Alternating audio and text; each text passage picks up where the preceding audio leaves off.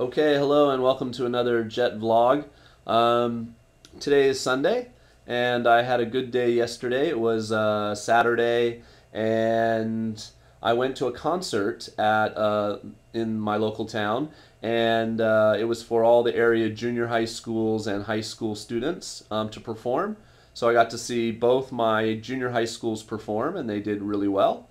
And I also got to see many of my former students who have graduated and gone on to high school, and a lot of them came running up and said, Jason, Jason, and we chatted, and that was great. Of course, they always ask, do you remember me? Do you remember me? Moemasu ka? And I'm always like, yeah, yeah, yeah. Of course, you know, I have so many students that remembering some of their names is difficult, but I can usually get by and make them believe that I know their names or something. Anyway, so let's jump right back into our topic, which is driving. And first of all, I should say that if you're going to live in any kind of urban environment, near a big city or in a big city, you know, no jets get placed in Tokyo. There's, you know, just nobody does. But if you get placed in Kobe or Hiroshima or Sapporo or, you know, Fukuoka or one of the other big cities in Japan, you probably won't even need a car. Many jets choose obviously not to drive. Some jets come with no license, and that's fine. You can bicycle and walk, rely on your friends. And of course, the public transportation here in Japan is very, very good. The buses and trains are very reliable, efficient, on time, clean. The people that work at the stations and drive and conduct are generally very courteous and helpful. And so you can certainly rely on public transport for a lot of your needs. Of course, it's a little expensive. For instance, the bus that runs one way from Taisha, my local town, over to Izumo costs about 450 yen one way for a 25-minute bus ride. And, you know, it's a little expensive, $4 about. And there's time restrictions, like, you know, the last bus leaves at like 8 p.m. to go over to the JR Eki in Izumo.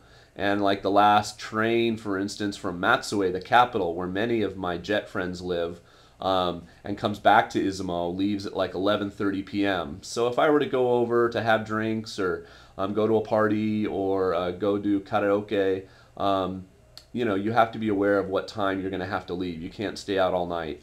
You know, unless you're going to crash at someone's place or, you know, like me, now I don't worry about it because I have a car. Well, just really quick, I should say that the drinking and driving laws in Japan are very, very strict. It's zero. You cannot have drunk anything at any time in the evening before you get behind the wheel, so be very careful. So, you know, trains and buses are definitely an option. But if you choose to get a car, and many jets do, there are a few things you should know. You're going to need a Japanese driver's license, but not at first. So the first thing you're going to want to do before you come is get an international driver's license. And in America, you get this by going to the AAA. And it's like $10, and you get a little passport-looking booklet, and they stamp it, and they put your picture in there. And it's good for 1 year from the date they issue it. So if you get it in mid-July, say, right before you come, you're going to be set until almost the end of your first jet year. And that allows you to drive any kind of car, automatic or manual, and you know, I highly recommend getting one. I had to get my Japanese driver's license right after I came because, as I mentioned before, I got a scooter. And technically, by Japanese law, you have to have a Japanese driver's license to drive a car to be able to drive a scooter.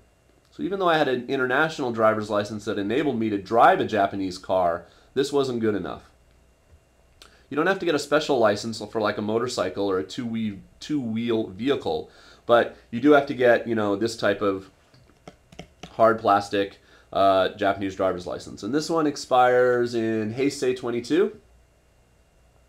And it's Heisei 20 right now. So it's, and I got it in Heisei 19 last year. That's the year according to the Japanese emperor. So it's good for about 3 years. So if you're going to stay 3 years or less, you'll only have to get it once. but the renewal process is not difficult. Getting the license is another story. Many jets will tell you horror stories about going to the DMV. I didn't have any problems. I got very lucky. Getting the license involves a number of factors. For Americans, there's a written test, which is just the only reason that's difficult is because the grammar, the English grammar on the test is so poor that you might have a hard time. It's 10 true or false questions. It's not difficult. But reading and interpreting their English sometimes is. There's an eye test and money involved, fees, and then there's a driving test. If you're from Australia or New Zealand, the UK, Ireland, maybe even Canada, you do not have to take the driving test, and count yourself lucky. The driving test is notoriously difficult, and many jets fail it many times before passing. I passed it on my first try, and I think part of it is probably because I'm older, and maybe the guy giving the test thought, well, this guy's been driving for a while, which I have. I've been driving since I was 16, so for about 18 years before I came.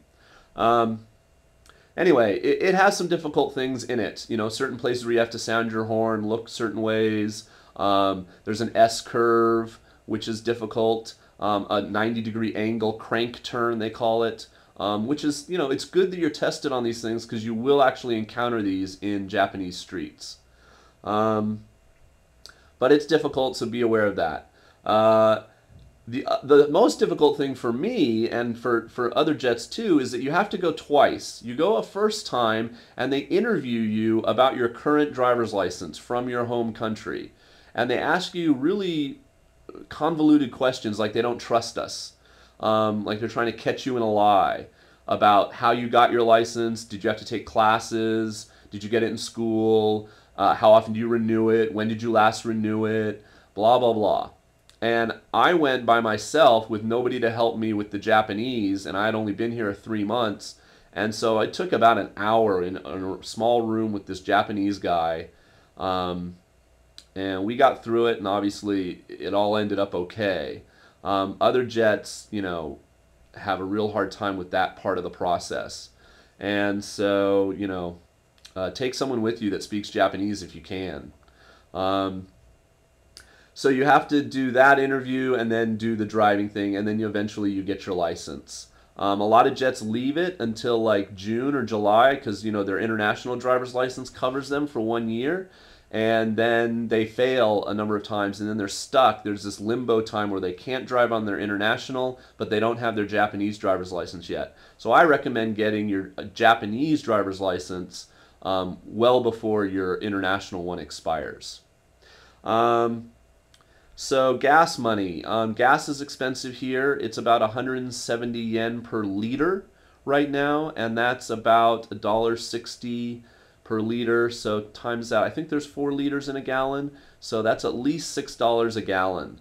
So it is much more expensive than it is in America right now. I don't know how that compares to the UK, etc. But like I've said, I don't drive huge distances, so I don't fill up that often. And if you're going with friends somewhere, I'll chip in for gas. It's not that bad. Okay, I hope that covers everything. That's my 9 minutes are almost up. And I think that covers just about everything for driving. Good luck when you get here driving, and if you have any more questions, feel free to ask. Okay, talk to you later. Oh, this hand. Bye.